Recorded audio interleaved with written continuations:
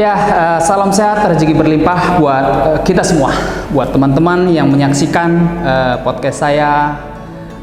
Rajin-rajin like, share, seperti itu ya. Oke, saya akan menjawab beberapa pertanyaan.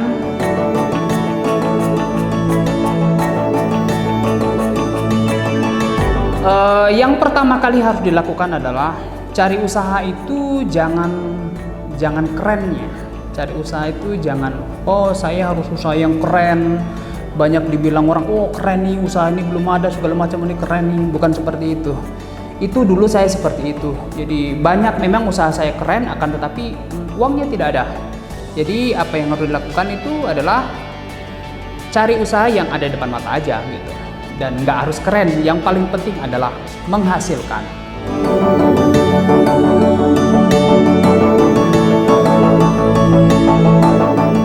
Betul punya modal, tapi modal seadanya yang dipunyai dari badan kita sendiri gitu. Ada uang 100.000 ya dari 100.000, ada uang 1 juta ya dari 1 juta. Itu nggak boleh yang namanya jual warisan orang tua, ataupun pinjaman dari orang tua, atau pinjam dari teman, atau belum apa-apa sudah minta investor segala macam, minta teman-teman supaya masuk uangnya. Itu nggak boleh, itu racun itu. Karena uang yang didapatkan dengan terlalu mudah akan mudah juga usahanya nggak begitu kuat gitu. Akan mudah juga lepas seperti itu.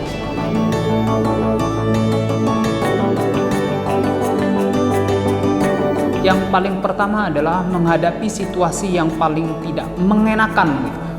Dalam arti misalkan gitu, ketika kita harus membayar sesuatu ternyata uang kita belum ada, lalu kita dikejar misalkan sama orang suruh membayar, tapi ya itu uang kita belum ada, misalkan untuk menggaji karyawan ternyata uang kita belum ada. Di situasi seperti itu kan tidak enak gitu.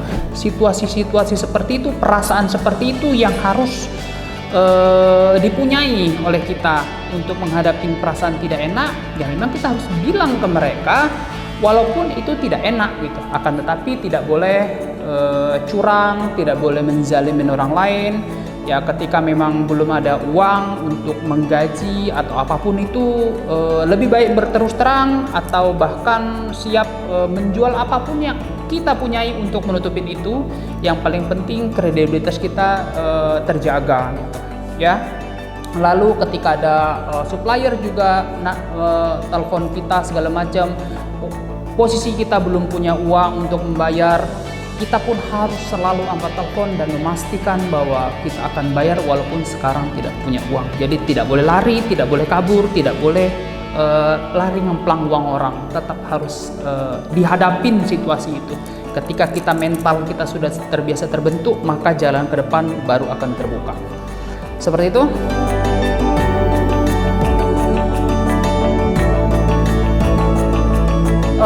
Untuk mengelola uang yang baik sebenarnya kalau saya agak bertentangan dengan banyak orang-orang lain. Karena begini, dulu saya itu mengelola keuangan mungkin diirit-irit atau apa segala macam gitu, seperti itu ya.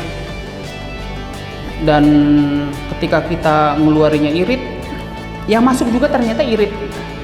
Jadi maksudnya yang masuk irit, coba kalau teman-teman bernafasnya irit gitu, menghirup napasnya irit gitu. Maka membuangnya pun akan pelan. Jadi ketika kita menghirupnya lancar, membuangnya akan lancar. Maksudnya apa? Maksudnya seperti ini. Yang paling harus di-push adalah penghasilan kita harus besar. Penghasilan kita harus besar, baru kita bisa mengelola itu keuangan dengan benar. Ya, kalau misalkan pendapatanmu hanya baru 1 juta ataupun baru 10 juta, tapi pengeluarannya sudah 15 juta, ya memang di posisi itu kita masih rugi dan tidak bisa diirit-irit. Kalau memang sesuatu yang harus dikeluarkan, memang harus dikeluarkan gitu. Jadi kita terus berpacu bahwa tahu tanggung jawab kita itu senilai sekian.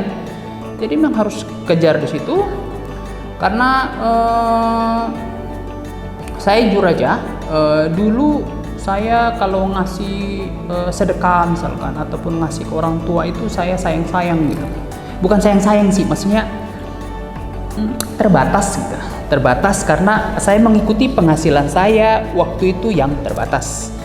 Tapi setelah saya pikir-pikir, oh ini mungkin masalahnya gitu. Nah, justru saya keluarkan banyak-banyak untuk orang tua saya, rezeki saya pun jadi banyak-banyak.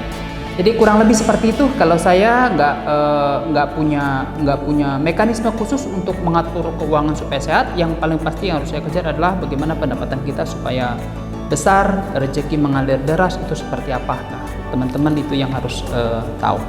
Oke, terima kasih banyak.